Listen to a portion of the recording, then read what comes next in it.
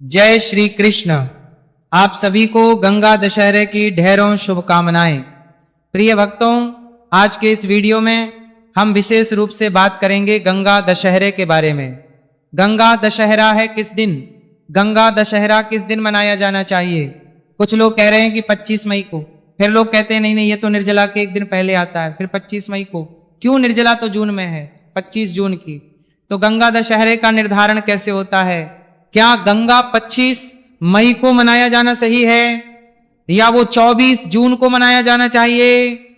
गंगा दशहरे के निर्धारण का विधान क्या है, शास्त्रों में क्या वर्णन आता है, ये मैं आपको बताऊंगा। साथ ही बताऊंगा कि गंगा दशहरा पर हमें करना क्या चाहिए, कैसे आप इस दिन का खूब पुण्य लाभ ले सकते हैं। गंगा दशहरे के वो कौन से कर्म हैं जो सुबह से लेकर शाम तक के लिए बने हैं, जिनको करके आप प्रभु की कृपा प्राप्त कर सकते हैं और इस दिन का संपूर्ण पुण्य फल प्राप्त कर सकते हैं। इस प्रकार संपूर्ण शास्त्रीय जानकारी गंगा दशहरे के विषय में मैं आपको बताने जा रहा हूं। आपसे निवेदन है कि वीडियो यदि थोड़ा सा भी उपयोगी लगे तो एक बार लाइक अवश्य कीजिएगा और जितना हो सके शेयर कीजिए, जिससे कि अधिक से अधिक लोगों तक जानकारी पहुंचे और वो सभी इसका लाभ ले पाएं। ऐसी जानकारियों की आवश्यकता सभी को होती है। कमेंट बॉक्स में अवश्य लिखिएगा जय मां गंगा। मां गंगा के आशीर्वाद से आपके पापों का नाश होगा और आपके जीवन का कल्याण होगा। आप देख रहे हैं धर्म साधना टीवी, ज्योतिष संस्थान का प्रतिष्ठित यूट्यूब चैनल धर्म साधना टीवी। धार्मिक चैनल पर नए हैं तो सब्सक्राइब करते जाइएगा और बेल आइकॉन को अवश्य प्रेस कीजिएगा। आइए प्रिय भक्तों, बात करते हैं गंगा दशहरे की। गंगा दशहरा वह दिन होता है जिस दिन मां गंगा का पृथ्वी पर आगमन हुआ था, पृथ्वी पर अवतरण हुआ था। कि बड़ी लंबी चौड़ी एक कथा है। वह कथा संपूर्ण रूप से के बजाय मैं आपको सार रूप में बता दूं कि इक्ष्वाक वंश में एक राजा हुए हैं, उनका नाम रहा है भगीरथ। भगवान के परम भक्त थे। ऐसा माना जाता है कि भगीरथ के जो पूर्वज थे उनसे कुछ अनेकों पाप कर्म हुए थे, इस कारण से उनको मुक्ति नहीं मिली थी। और आप जानते हैं, मैं सदा आपसे कहता हूं कि कुछ दिन ऐसे होते हैं जिनमें कुछ काम हो जाए तो वो अक्षय हो जाते हैं, अर्थात पाप हो जाए तो वो भी अमिट होते हैं। उन पापों को कभी मिटा नहीं जा सकता तो उनको भुगतना पड़ता है, और वैसे ही पुण्य हो जाए तो वो भी अमिट होते हैं। तो इस कारण से कुछ पाप हो जाने के कारण से उनके पूर्वजों को मुक्ति नहीं मिल रही थी। वो नरक में पड़े हुए थे, नरक में यातनाएं झेल रहे थे।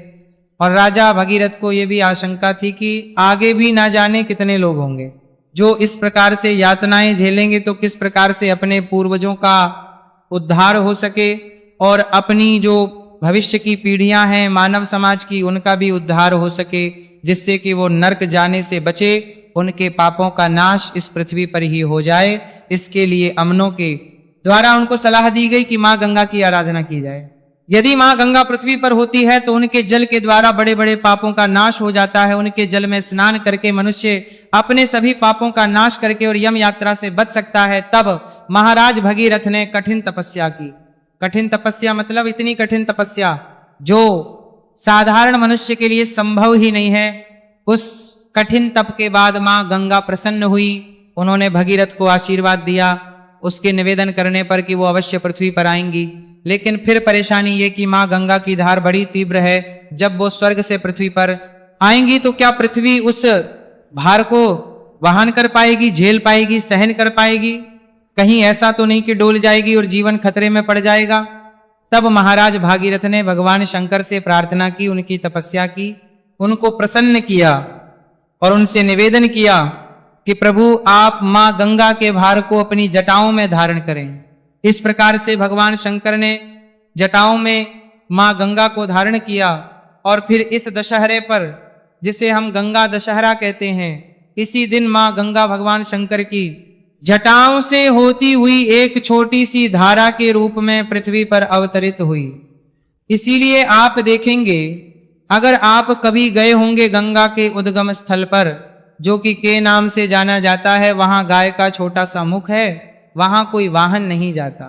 वो एक लंबा रास्ता है, ऊंचा पहाड़ वाला रास्ता है। वहां पर केवल पैदल ही जाया जा सकता है और वहां रुकने की कोई व्यवस्था नहीं है। वो कोई टूरिस्ट स्पॉट नहीं है। अगर कभी भी आप जाना चाहें तो वहां जा सकते हैं दर्शन के लिए। वो छोटा सा स्थल है, वो वहां गाय के मुख से, गाय के मुख की आकृति से मां गंगा का उद्गम हो रहा है, इसीलिए उसको गोमुख कहते हैं। भगवान शंकर के जटाओं से कैलाश पर्वत से होती हुई वहां से पृथ्वी पर धीरे धीरे आती है, पहाड़ों से उतरकर। तो ये जो दिन है गंगा दशहरा, इसका विशेष फल क्या है, पुण्य क्या है प्रिय भक्तों? क्योंकि इस दिन मां गंगा पृथ्वी पर आई थी, इसीलिए इस दिन आप गंगा दशहरे पे जो योग बनते हैं ना, वो बड़े विशेष होते हैं। इस समय सभी ग्रह नक्षत्रों की जो दशा थी वो बड़ी उत्तम थी, सभी का स्थान बड़ा उत्तम और पुण्यदायी था। इसीलिए इस दिन मां गंगा की पूजा करना, उनका आशीर्वाद प्राप्त करना, दान करना, जप करना, ये अत्यंत पुण्य प्रदान करने वाला होता है। इससे बहुत पुण्य की प्राप्ति होती है। अब प्रश्न उठता है जी, इस दिन करना क्या चाहिए? सबसे प्रमुख कार्य अगर आप कर सकें तो इस दिन आपको गंगा स्नान करना चाहिए। मां गंगा की धारा में जहां भी आपको अवसर मिले वहां स्नान करें। अब सबके लिए संभव नहीं है गंगा जी जाना, तो क्या करें? तो आप अपने घर पर जो स्नान करेंगे ना, उसी में गंगा जल मिला लीजिएगा। जब स्नान करेंगे उससे पहले जो बाल्टी भरते हैं तो उसको अच्छे से साफ कीजिए, पहले उसमें गंगा जल डालिए, फिर शुद्ध जल भरिए, ये नियम है उसका। तो फिर गंगा जल में जल मिला रहे हैं तो उस जल से आप हर हर गंगे बोलते हुए स्नान कर लीजिएगा। ये जो स्नान है ना, ये परम कल्याणकारी होगा। ये स्नान आपके पापों का नाश करने वाला होगा। सबसे पहले तो प्रयास कीजिए कि ये स्नान आप कीजिए सुबह प्रातः काल सूर्योदय से पहले। इसका सूर्योदय से पहले अगर स्नान करते हैं तो पुरुषोत्तम मास का जो स्नान है वह वैसे ही करोड़ गुना पुण्य देता है, और वो भी गंगा दशहरे पर पुरुषोत्तम मास स्नान, ये परम कल्याणकारी हो जाएगा। इतना पुण्य जो आपके सभी पापों का नाश कर देगा। इसीलिए आपको प्रयास करके सुबह सूर्योदय से पहले स्नान करना है। आप अपने अपने स्थान पर देख लीजिए सूर्योदय कब होता है, क्योंकि अभी दिल्ली के आसपास के क्षेत्रों में सूर्योदय 5:30 बजे का समय है। राजस्थान, अगर कहीं आप हैं तो राजस्थान में भी जयपुर का समय अगर आप देखेंगे तो वही 5:20 के आसपास का समय रहेगा। उत्तर भारत में भी लगभग यही समय है।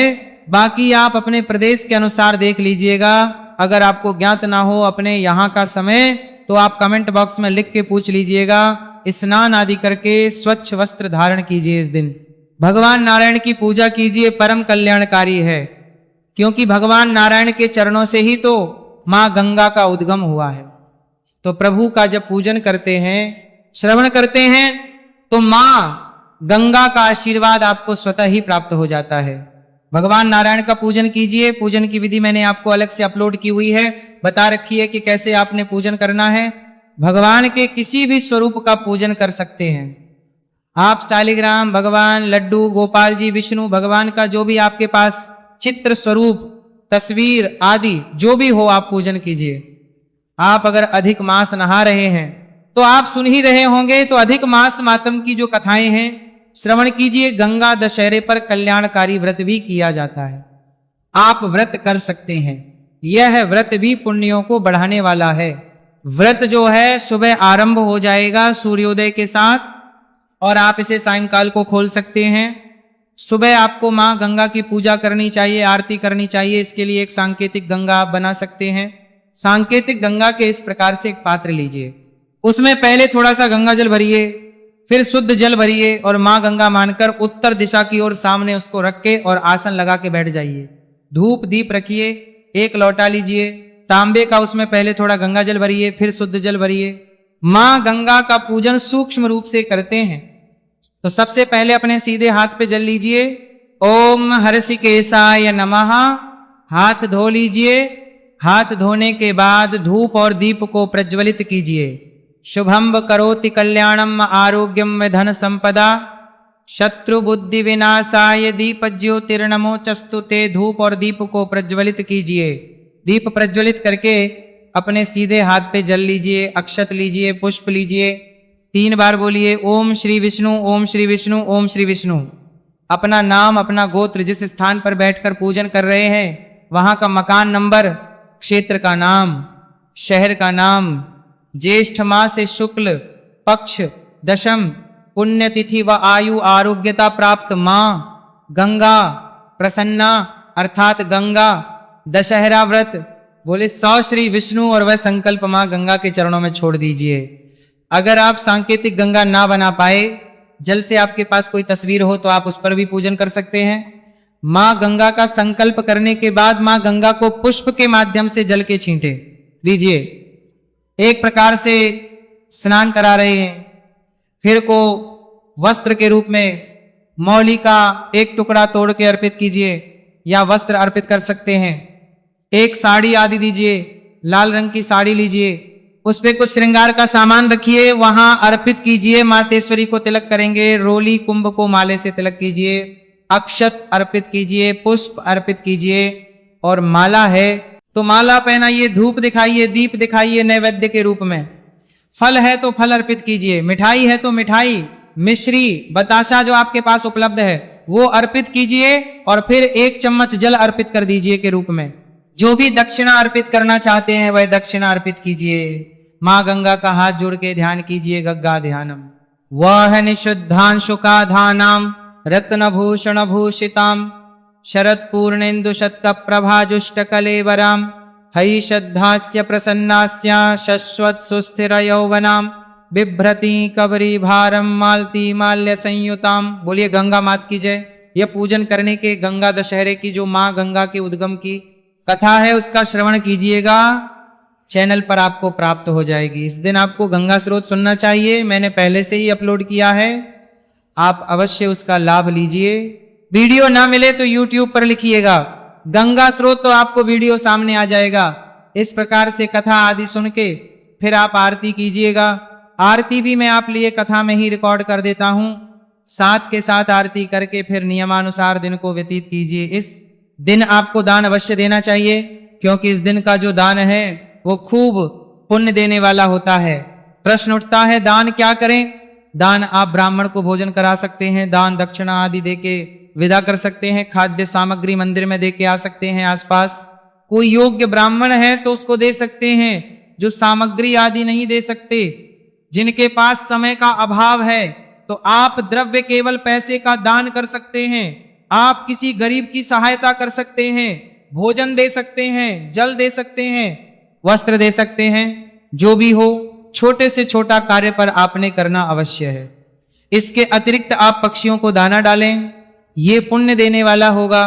आप चींटियों को आटा खिलाएं, गाय माता को चारा खिलाएं, जितना करें उतना उत्तम है आज के दिन।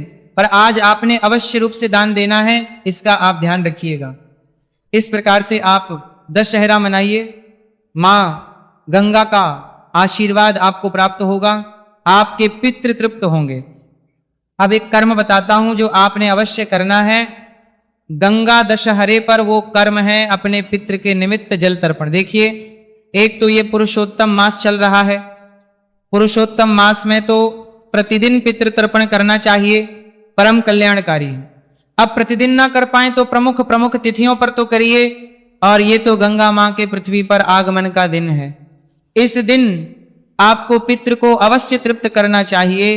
इसके लिए एक लीजिएगा तांबे का, उसमें पहले थोड़ा सा गंगा जल भरिएगा, फिर शुद्ध जल भरिएगा, एक पत्ता तुलसी का डालिएगा और कुसा हो तो कुसा डालिएगा। काले तेल का प्रयोग नहीं होगा, ध्यान दीजिएगा। इस दिन लोटे को सामने रखिए, आसन लगाइए और दक्षिण दिशा की ओर मुख करके बैठ जाइए। लोटा सामने रखिए।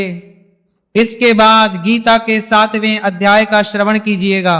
7वां अध्याय सुनिए। गीता का सुनने के बाद संकल्प करते हुए उसका पुण्य अपने पितरों को अर्पित कीजिए कि इसका जो पुण्य है वो सभी पितर को आपके प्राप्त हो। और जल से मंत्र सहित तर्पण कीजिए। तर्पण जो है सीधे हाथ में अंगूठे और उंगली के बीच का जो क्षेत्र है इसे पितृ तीर्थ कहते हैं, वहां से आपको तर्पण करना है। और फिर ये जल आप पीपल में अर्पित कर दीजिएगा। अगर रविवार का दिन ना हो तो रविवार को किसी अन्य वृक्ष में अर्पित कर सकते हैं। इस प्रकार से ये जल तर्पण और गीता के 7वें अध्याय का जो पुण्य है ना, ये आपके पितरों को तृप्ति प्रदान करता है। शास्त्र कहते हैं कि यदि कहीं किसी के पितृ घोर कष्ट में भी होना तो वहां भी उनको इससे संतुष्टि और तृप्ति प्राप्त होती है। और जब प्रसन्न होते हैं तो आपके जीवन के सभी संकट दूर हो जाते हैं। और ये तो वैसे भी मां गंगा का अवतरण दिवस है, तो इस दिन तो निश्चित ही मां गंगा सभी पापों का नाश करेंगी और आपके पितृ अगर कहीं कष्ट में होंगे तो उनको मुक्ति प्राप्त होगी। ये कर्म आपको गंगा दशहरे पे अवश्य करना है। ये कर्म आपको बिना कुछ खाए पिए करना होता है, इसीलिए आप सुबह सुबह कर लें, उत्तम रहेगा। बाकी आप पूरा दिन में इसको कभी भी कर सकते हैं। सूर्योदय के बाद किया जाता है और सूर्यास्त से पहले जब भी आप दिन में समझ आए आपको आप कर सकते हैं। पर ये ध्यान दीजिएगा कि इस कर्म को करने से पहले कुछ खाना पीना नहीं है।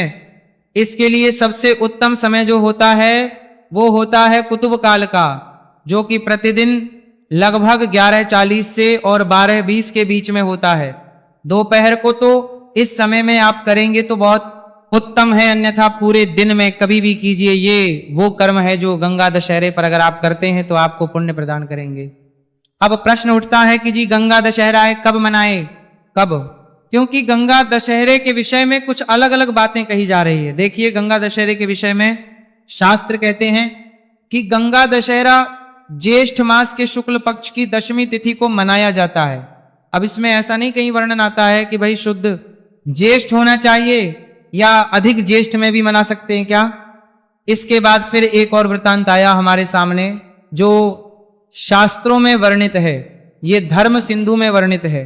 धर्म सिंधु कहता है इसके विषय में कि ज्येष्ठ मलमा शेषती तत्वैव दशहरा कार्यान की दशहरा जो है ना गंगा दशहरे का दिन, ये ज्येष्ठ मास के शुक्ल पक्ष की दशमी तिथि यदि मलमास में भी पड़ रही हो, अधिक मास में भी पड़ रही हो तो उसी में करना चाहिए, ना कि शुद्ध ज्येष्ठ में।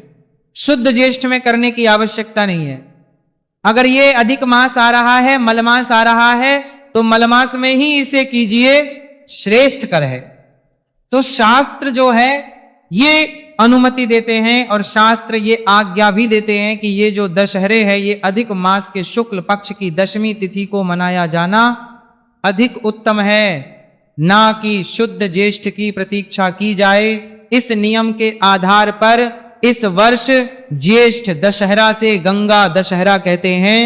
ये 25 मई को मनाया जाना ही सर्वोत्तम कल्याणकारी है। तो इस दिन मां गंगा में स्नान कीजिए, मां गंगा की पूजा कीजिए। मां गंगा आपके सभी 10 पापों का हरण कर लेंगी। 10 पापों से केवल गिनती के 10 नहीं, 10 प्रकार के पाप कहे गए हैं का हरण कर लेती है मां गंगा। इसीलिए इसे दशहरा गंगा दशहरा कहा जाता है।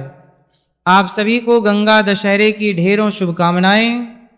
निर्जला एकादशी से संबंधित बड़ी जानकारी आपके लिए मैंने अपलोड की है, उसका लाभ लीजिए और प्रतिदिन पुरुषोत्तम मास मातम में अवश्य सुनिए।